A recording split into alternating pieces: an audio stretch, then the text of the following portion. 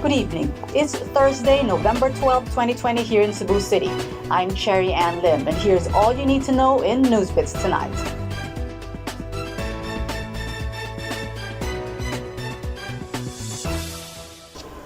Cebu City may be placed under lockdown again if the number of COVID-19 cases continues to rise.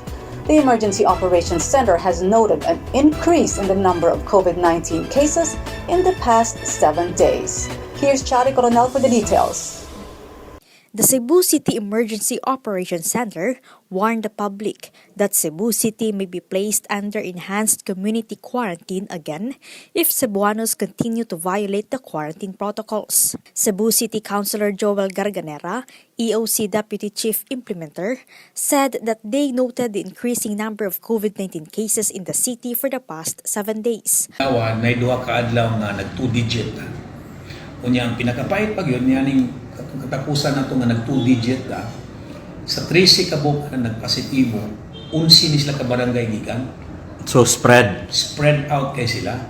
Garganera said though the positivity rate is way below the World Health Organization threshold, which is 5%, if the public will not follow the health protocols, the city might celebrate Christmas under stricter community quarantine. Whether city lockdown or granular lockdown, he said it has yet to be decided. The Department of Health Central Visayas reported 28 additional COVID-19 cases in Cebu City yesterday, the highest recorded daily cases of the city since the start of November.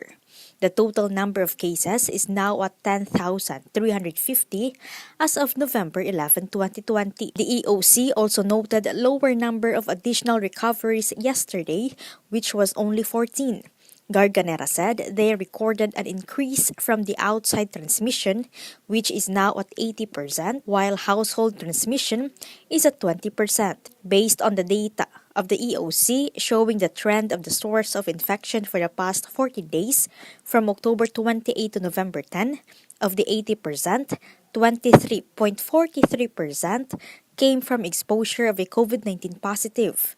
Other major sources of infection from the outside are from the workplace, which is 15.62%, public and barangay markets with 12.50%, and supermarkets with 9.37%. Chare Coronel, Newsbits Tonight. The Cebu City Police Office will file charges against the owner of JS Footwear in Barangay Lahug after its grand opening yesterday drew a large number of shoppers violating social distancing. Meanwhile, Barangay Lahug officials have 24 hours to answer the show cause order issued against them on why they should not be held accountable for the mass gathering. Here's Kenneth Torres for the details. The Cebu City Police Office will file charges against the management of the footwear store in Barangay Lahug due to non-compliance of the minimum health standards during its grand opening yesterday. JS Footwear offered a sale promo on its opening, which drew a large number of crowd. CCPO Chief Josefino Ligan said the management violated the Cebu City Ordinance on Quarantine Protocol. He added had the management coordinated with them, they would have assisted in implementing the health protocols. Ligan reminded the public not to be complacent despite the easing of restrictions. Meanwhile, the Cebu City Legal Office has given the Lahug Barangay officials 24 hours to answer the show cause order issued against them on why they should not be held accountable in the mass gathering.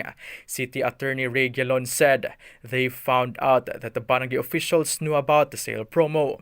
The management of JS Footwear told Lahug Barangay Captain Hazel Ann Impleo that it had not expected to draw a large crowd on its opening day. Before it opened its store, JS Footwear's management had coordinated with Barangay Lahug. Impleo said he inspected the store with her personnel on Tuesday. During the inspection, Impleo said the markers and waiting areas for customers were already set up to ensure that social distancing would be followed. The Business Permit and Licensing Office also served a show cause order to the store management and temporarily closed the store. They also found out that the store has yet to secure a business permit. The Department of Trade and Industry also issued a notice of violation to the store for possible sales promo violation. Kenneth Torres, Newsbits Tonight. 3 people are dead, 4 are missing and over 80,000 families from different parts of the country have been evacuated due to massive flooding caused by Typhoon Ulysses, which struck Metro Manila and southern Luzon last night. Here's Chari Coronel for the details. Typhoon Ulysses left at least 3 people dead, 4 others missing, and 4 more people who were injured. 2 of the fatalities were from Dait and Talisay in Camarines Norte, while the 3rd fatality was from Benguet Province in the Cordillera region. Of the 4 missing persons, 3 are from Vinsonstown and 1 is from Mercedes. The Philippine National Police said as of 10 a.m. today, a total of 81,047 families or 301,765 individuals in various parts of the country were forced to evacuate and were staying in evacuation centers due to massive flooding after Ulysses hit southern Luzon and the Metro Manila last night. The typhoon made landfall thrice in Quezon last night. Some families, especially in the city of Marikina, were trapped on their roofs. There was no time to evacuate because the flood waters suddenly rose to as high as 5 feet in some areas. The PNP said 411 areas, mostly in the National Capital Region, Calabarzon, and Bicol region, were reportedly flooded. A total of 3,261 search and rescue personnel have been deployed by the PNP, along with rescue vehicles. Chare Coronel, Newsbits Tonight. More stories in Newsbits Tonight after this short break.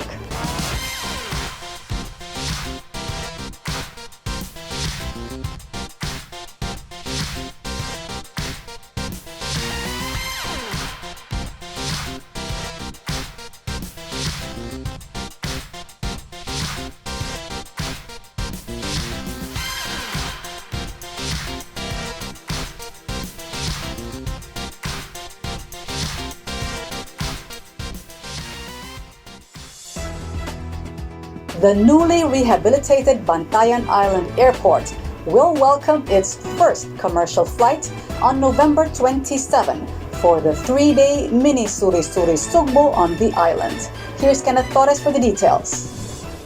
An 80-seater aircraft of Cebu Pacific Air will be the first commercial plane that will land in the newly rehabilitated airport of Bantayan Island.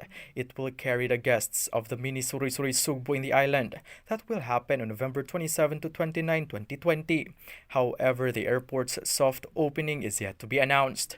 Governor Gwendolyn Garcia said the commercial airport in Bantayan Island, situated in a 29-hectare lot owned by the province, is historic for Cebu. Mactan Cebu International Airport Authority General Manager Steve Dikdikan said, putting up an airport in Bantayan provides the easiest way for tourists to reach it and further promotes the tourism of Cebu Province. Travel time from Cebu City to Bantayan Island by bus would take 4 hours, but by plane it will only take 20 to 30 minutes. Garcia said another mini Suri-Suri Sugbo in the island will be held on December 4 to 6, 2020 for guests coming from Manila who will have the chance to indulge and experience what Bantayan Island has to offer. Bantayan Island is famous for its white sand beach. Kenneth Torres, Newsbits Tonight. Taiheiyo Cement Philippines Incorporated will spend 15 billion pesos for a new production line in San Fernando Town in southern Cebu. Here's Chari Coronel for the details. A new facility worth 15 billion pesos will replace the current production line at Taiheiyo Cement Philippines Incorporated in San Fernando Town in southern Cebu. The Tokyo-based parent firm Taiheiyo Cement Corporation has approved the project, which will increase the Cebu unit's capacity to 6,000 tons or some 3 million tons of cement a year by mid-2024 from the current 2,500 tons of clinker per day. The company estimated that the demand for cement in the country increased by 30% from 2015, reaching 32 million tons by the end of 2019, with TCPI contributing 7% of the demand. While demand shrunk this year because of the coronavirus pandemic, the October 2020 World Bank East Asia and Pacific Economic Update expected it to rise again, with strong gross domestic product recovery estimated to be at 5.3% next year. The TCPI said the new line will offer significant advantages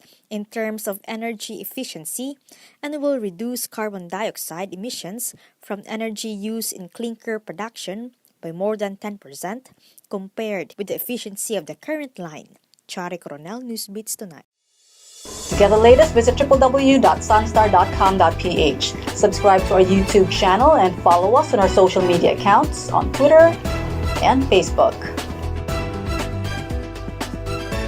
I'm Cherry Ann Lim. Good evening.